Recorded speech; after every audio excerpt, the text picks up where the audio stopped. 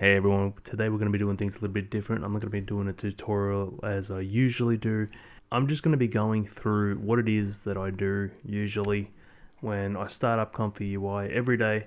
I'm doing a lot of experiments lately, and a lot of them won't become tutorials because either they don't work out or it's just, different iterations of the same thing that I've done in the past, only kind of improving it just a touch.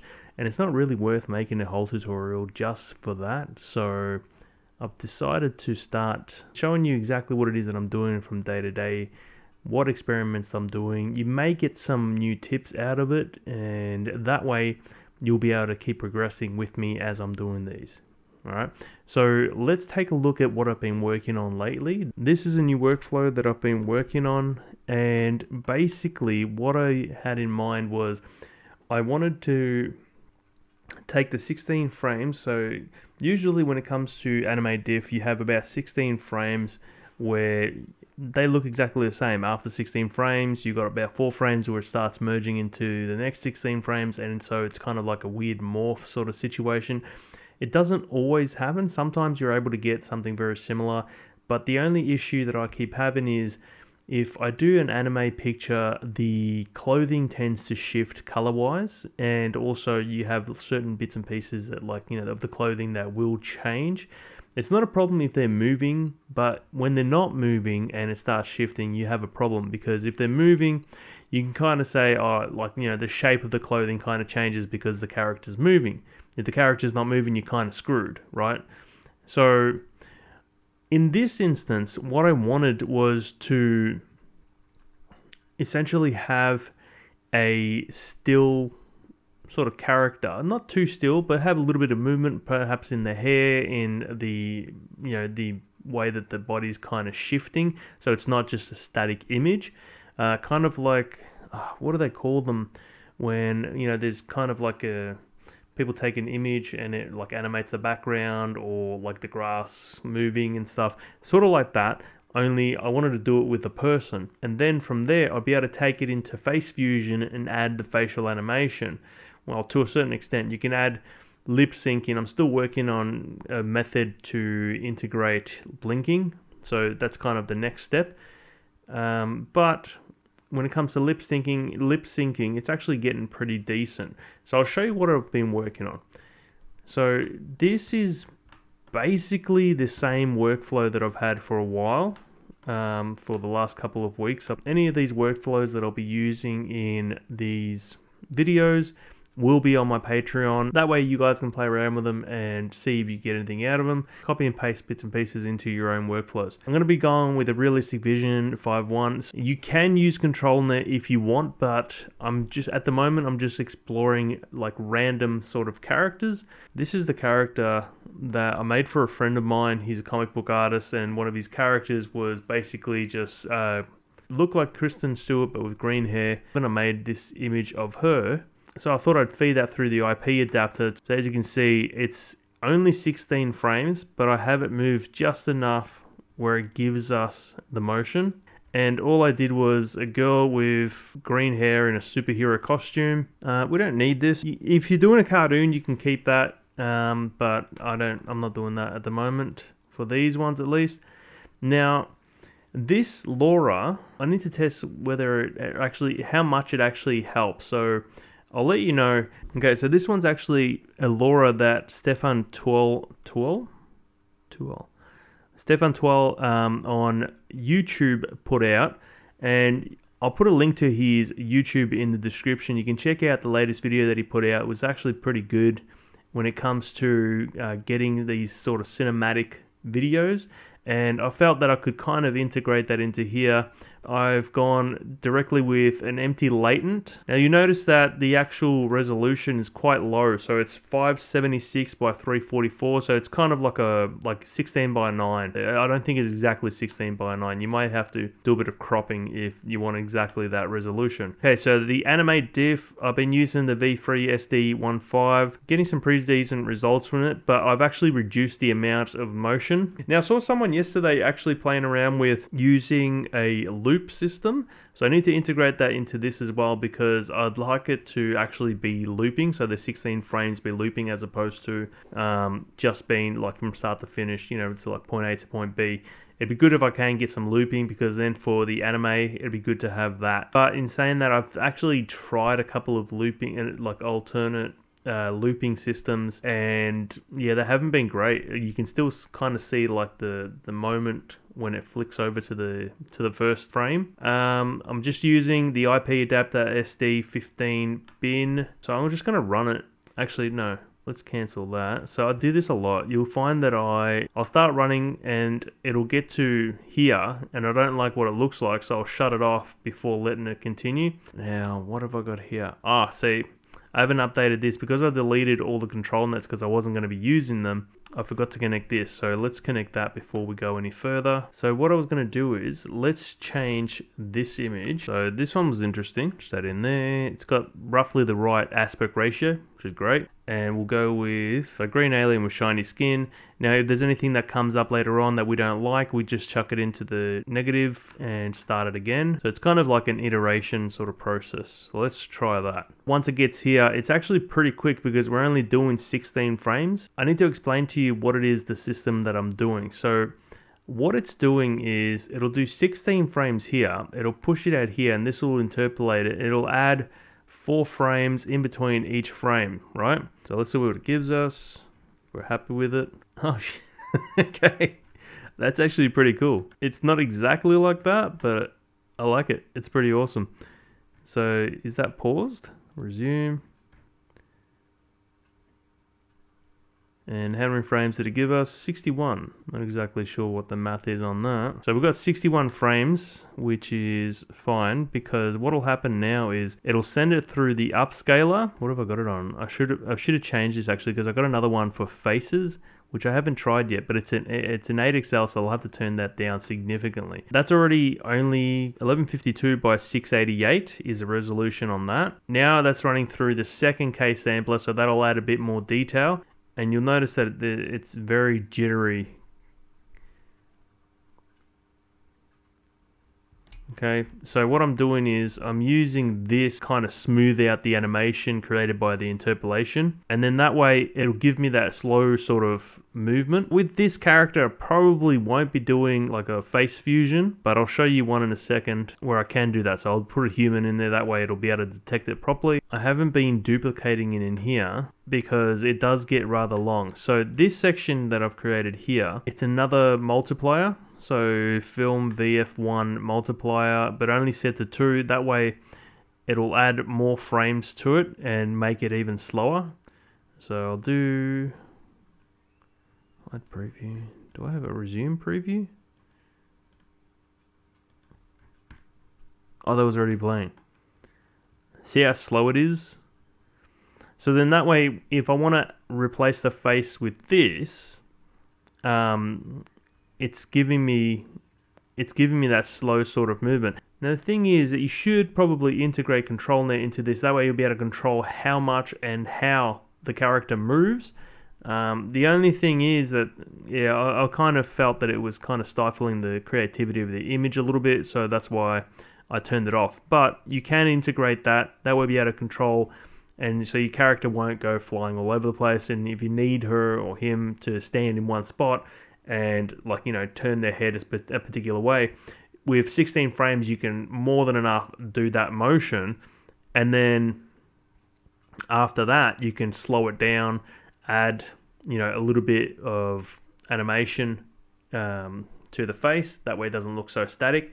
And like I was saying before, like, I've been trying to think of a way to do the blinking, so that'll be good. Once we figure out the blinking, it'll be great, because even though this is a very slow looking image, if the face is moving at a regular speed and the character's blinking, it'll kind of give us the illusion that the character is moving as opposed to just standing still the entire time or going in extreme slow motion. I'd like for it to be like the hair to be moving a little bit less, because obviously if someone's indoors, their hair's not going to be flapping around and stuff. Like if they're outdoor, then it kind of makes sense. But in this case, I'd want it to go a little bit smoother, like slower, like probably not even move at all. Now, as you can see, because we are doing this in, what's it called, animatediff, you have this issue where the eyes flicker like crazy. Yep, yeah, this is the one that I put through the face fixer, so you can see that it does glitch a little bit, but it's fixed it significantly. I'm gonna see if I've got I'm gonna try and load up this one, see what the quality looks like.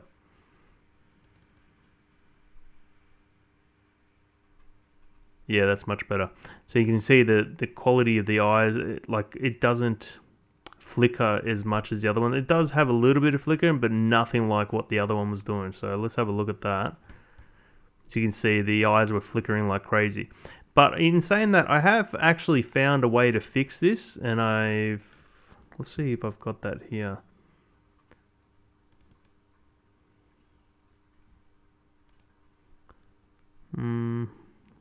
Kind of.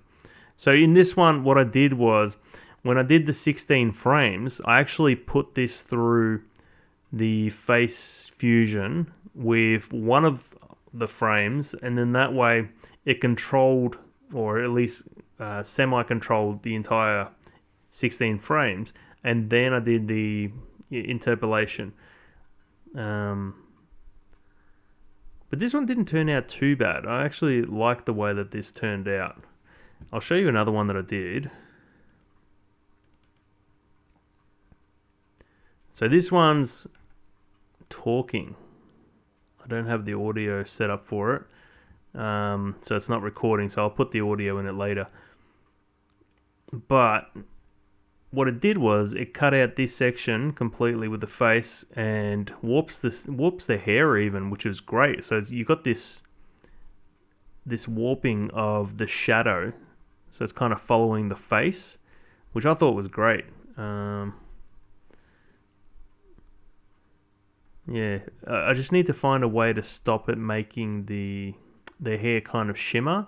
But I did like the way that it kind of gave it that realistic look without it being too overly realistic, because I don't think the hair would look that bright if it was realistic. So the original one of that one was just that. As you can see, it kind of does have a little bit of shimmering, but then I put it through. I'll show you the big one.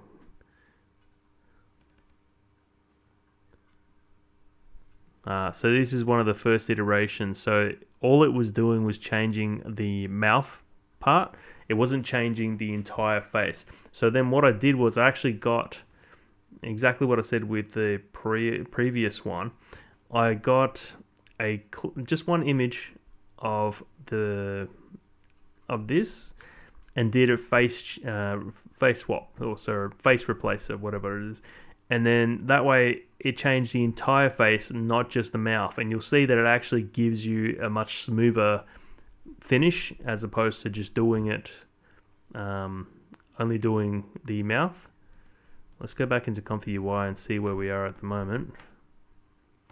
Okay.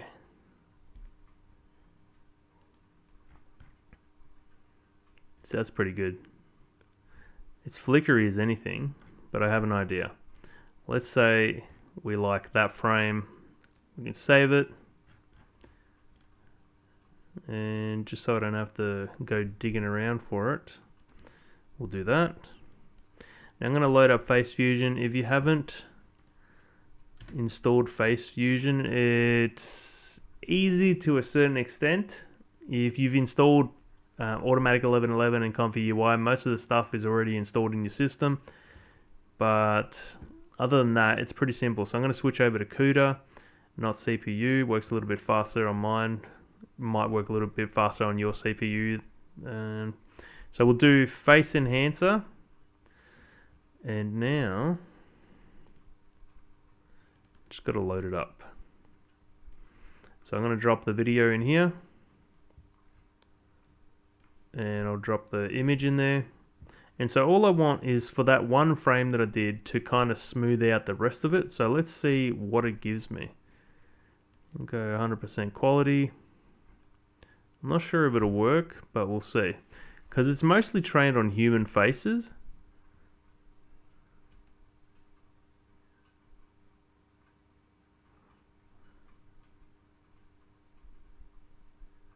Select an image for the source path.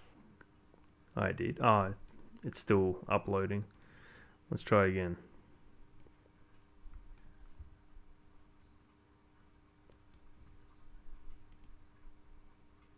No source face detected. Yeah, see, this is what we're going to have an issue with. It doesn't like my alien face. That's fine. Let's switch over to a human face, if I've got one. Let's go with Tech49. Original. This is going to be interesting.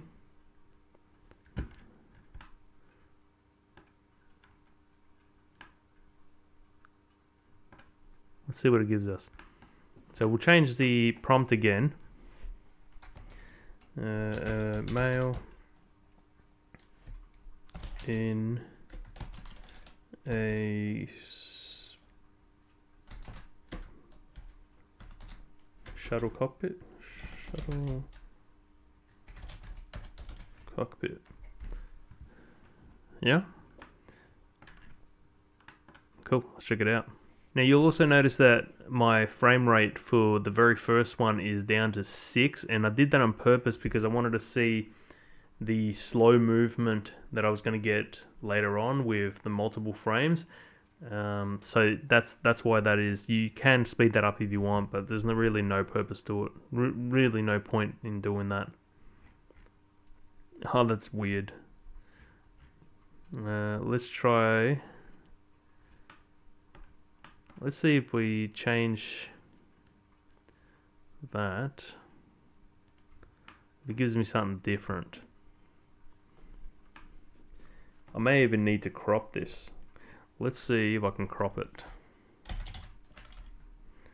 Image crop 5.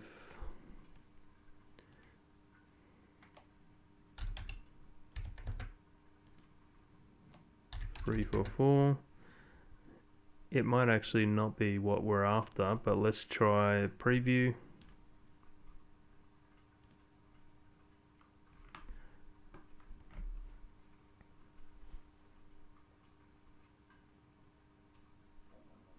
No. Let's try that one instead. So we'll try the preview. Okay.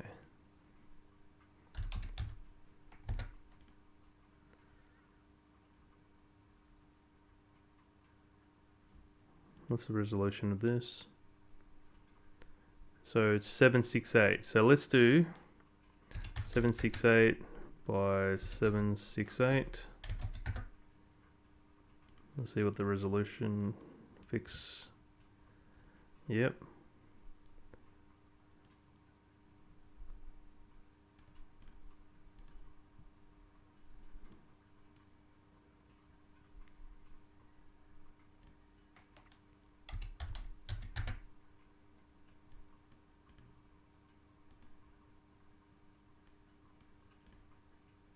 Just got to center it.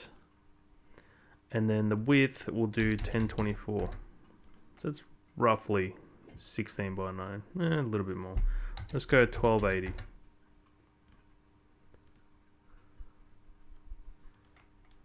$720. And we'll move it back just a touch.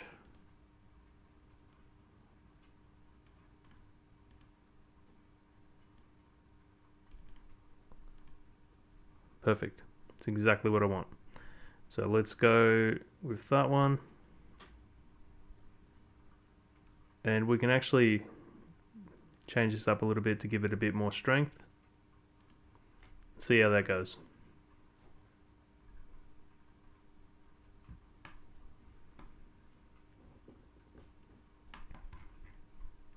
And let's check out the movement.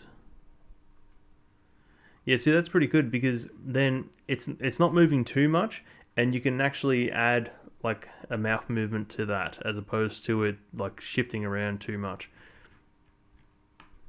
And we'll see how we go after it finishes. So if you guys want to see exactly what I've put through here, I'll go through it slowly, that way you'll be able to see it while this is rendering. I've got the checkpoint loader, the LoRa loader. Now this one, I'll put a link to it, like I said, in the description. You can check it out and download it. So I've got 2 prompts. I haven't put anything in here because I actually like what it's been giving me, so that's fine. The free UV2, I haven't changed any settings on this. So this one, it just basically goes from the model. So you got the model, goes through all the way. Where did it go? Oh yeah, goes into your IP adapter, and then I sent it. Now I need to ask if I'm doing this wrong. So latent vision, if you see this video, am I doing this wrong? I'm sending it into the IP adapter and into the animatediff after that, and then into the K sampler. Should it be the animatediff, then the IP adapter, then the K sampler? Interesting question, because I've tried it both ways and I don't seem to be getting too much different results, but maybe I'm doing it wrong. You never know. So I've got the animatediff loader. It's pretty standard settings. I haven't really changed anything other than bringing this down a touch. Everything else is pretty much as it's meant to be, like just as stock settings basically. You can check that out. Like I said, I'll go through these slowly. That way you'll be able to just take screenshots if you want. Got the K sampler with the VAE decode. That's sending the image over to the film VFI. That'll add some frames to it, as you can see. So you can see the difference. Where is it? Oh no, I don't have a image preview on this one, but it yeah, it's added quite a few more frames than 16, as you can see. So it's like got 61 again. Yep. Okay, then I got it through the animate. I need to change this. Why do I keep leaving it in there? But it's an 8K. That's the only problem. I might leave it on. I can't remember if that one's good for faces or just anime. We'll try it out next, anyways. So I'd only do it at 0.5. That way it upscales it, but it doesn't do it a ridiculous upscaling size, because if you do it too big, when you send it over here, it's going to be ridiculously big. So then these are the same settings as before. I haven't really changed that. And that's another thing. So I'll either send the VAE decode into the next IP adapter. Again, I'm not sure if I'm doing it wrong or not, but I actually have noticed that I've been getting some pretty decent results with it. Or I'll send it from the film VFI straight into there. I have experimented with putting a completely different image here to kind of like change it, but it didn't really give me great results. And I'll send that animatediff into the second K sampler. Now I could probably get away with just having one animatediff, and so it flows all the way through.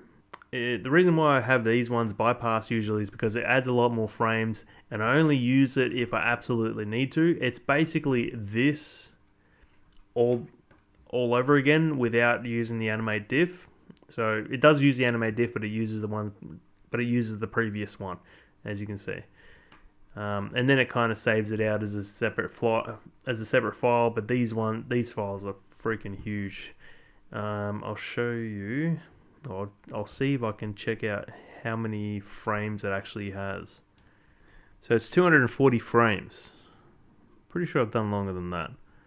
But yeah, it's 240 frames from 16. So it's not bad. Like, it actually gives you a pretty smooth sort of movement. If that's what you're after, kind of like more of a cinematic sort of thing. I was just going for that slow sort of cinematic look, so then that way you can kind of make short films. Like, I've noticed a lot of people doing that for a while. So these were kind of like the only thing that you were able to get out of certain things like Pika and that. So a lot of people were making short films using these slow motion sort of things. But it's good to know that you don't need to go through Pika. You don't need to go through Runway ML. You know, in those ones you kind of have to pay a subscription fee, which is kind of crap, because firstly you don't have that much control over them, and secondly you have to pay for every single iteration. And if you do, let's say, 10 iterations that are crap, you're still paying for that. It's the same thing with 11 Labs. I love 11 Labs. I love doing like audio with it, but the only problem is it's not perfect. It's still an evolving sort of AI, and they're charging you for the fact that their AI isn't working properly. But what do? It's their, they have control over it because it's their system.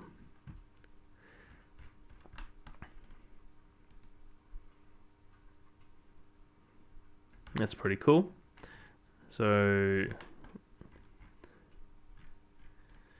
I'll save that. Then I'll save that. Oops, what did I do? Okay, so in here, we'll get rid of these. Clear that. And first we'll drop in the image, make sure it's loaded, and then the video. Okay, so we've got the face swapper and the face enhancer. It's going to take a little bit longer. Now, every time you click on one of these for the first time, it's going to download the model. So let's go temp. And I'm not going to change the size of this. You can actually change the size of this and like export it out ridiculous resolutions, which is great if that's what you're after, because you can, you know, go near HD or even 4K in some cases, and the quality of it is actually pretty good. So I'm going to put this up to about a 1, and let's start. And I'm not going to speed this one up actually, because I'll show you exactly how fast it's going.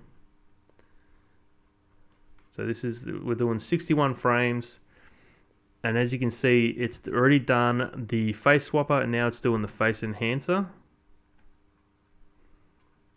So for 61 frames, it's actually pretty quick. And so let's download this so we can watch it in full screen.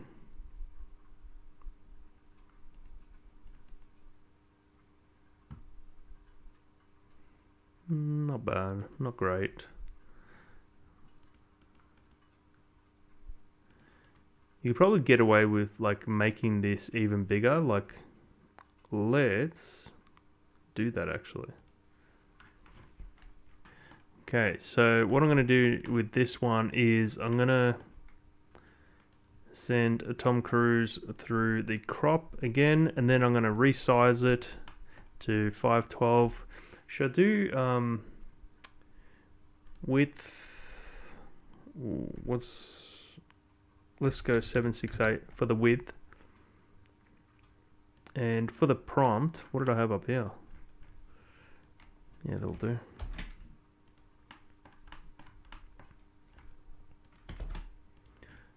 Alright, let's see if this works or this crashes. When it comes to like different aspect ratios, Super's been a little bit finicky lately, especially if I go too wide, it tends to crash. Now, if you haven't installed Super, I recommend it. It's actually really good because it upscales it, but at the same time, it upscales it with a, what's it called? SDXL. Let's see if I can widen this.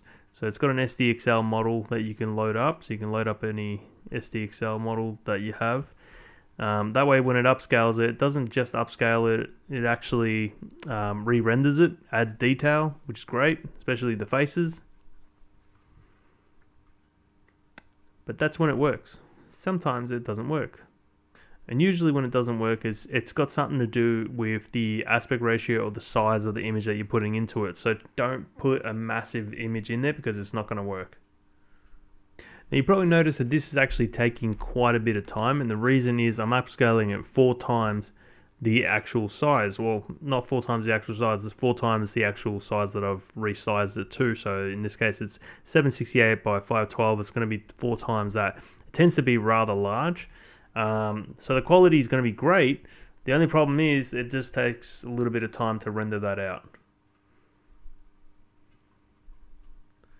And so we're going to use that as our image to use for the FaceFusion. So you can see here that it goes through quite a few processes, which is why it takes so long. So let's have a look at, see what we got. It adds quite a bit of detail. So let's resize that. Image resize, copy, paste. I want to see what size it actually is first. So it's 10 gigabytes, or it's 10 megabytes, 10 gigabytes. Imagine that. So it is 3072 by 2048. It's probably going to take a little bit longer than that.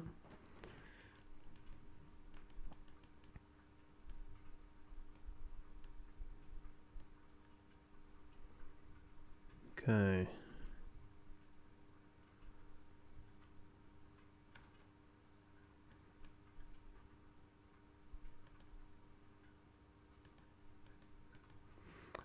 I noticed with the face enhancer, if you go too high on it, it tends to look like crap. So let's try that. Oh, hold on. Oops, what did I do? Let's bring this back down to the original size, shall we? That might be an issue that we're having. Even higher with that one. Here's an interesting thing though. Let's say we get rid of that.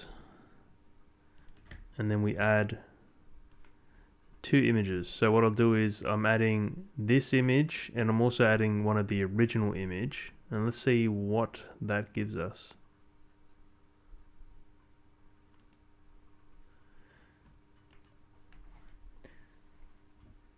So what it's meant to do is actually meant to blend the original image and this image and kind of give us a good halfway mark. So you can actually take 2 images or more and it'll blend them all together.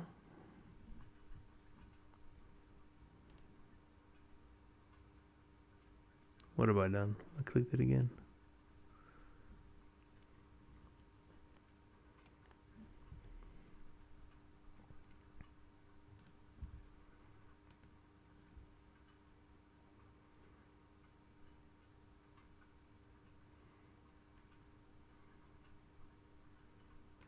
Now I'm going to put an audio file in there.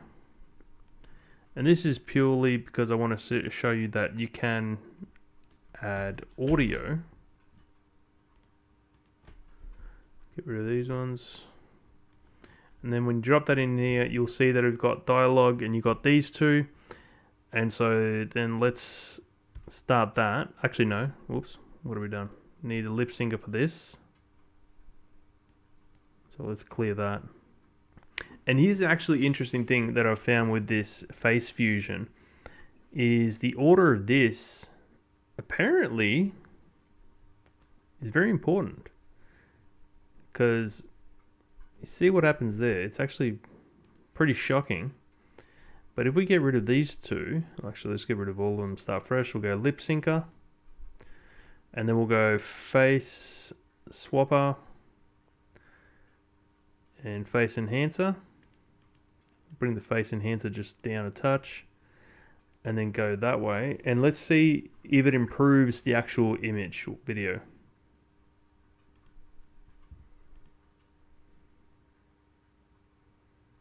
So as you can see, the quality of it's much better than what it was before.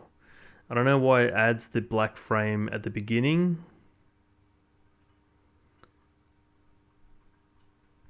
But yeah, it's actually much better. It also does, I've done other languages, like with the green hair girl, like she's speaking Japanese. Does other languages, which is great. So yeah, like I was saying, this order is quite important. So don't put these 2 in front of the lip syncer, because for some reason it needs the face enhancer and face swapper afterwards to fix the issues with the lip sync. Because if I turn those off and just leave the lip syncer on there and start that, you'll see it doesn't look great sometimes. Sometimes it looks okay, but the fact that it hasn't changed the rest of the face, it kind of looks out of sort. See what I mean? Kind of blurs it out a little bit. The face doesn't really look like it's moving with it. Alright, I hope you guys enjoyed this. I'm going to be trying to do this every single day, so that way you guys can learn as I'm going along, because every single day for me is learning how to use different methods. Like I said, if you guys are interested in using this, I'm going to be putting it up on my Patreon, so if you are one of my Patrons, you can check this out. Speaking of my Patreons, I want to thank these lovely people for supporting me. The names that you see on the screen right now, you guys are awesome, and I appreciate you guys supporting this endeavor that I've taken in showing you guys how to use AI. If you have any questions, put them in the comments down below and let me know what you think of this video. 死のチャンネルに電流することを忘れないでください。愛してます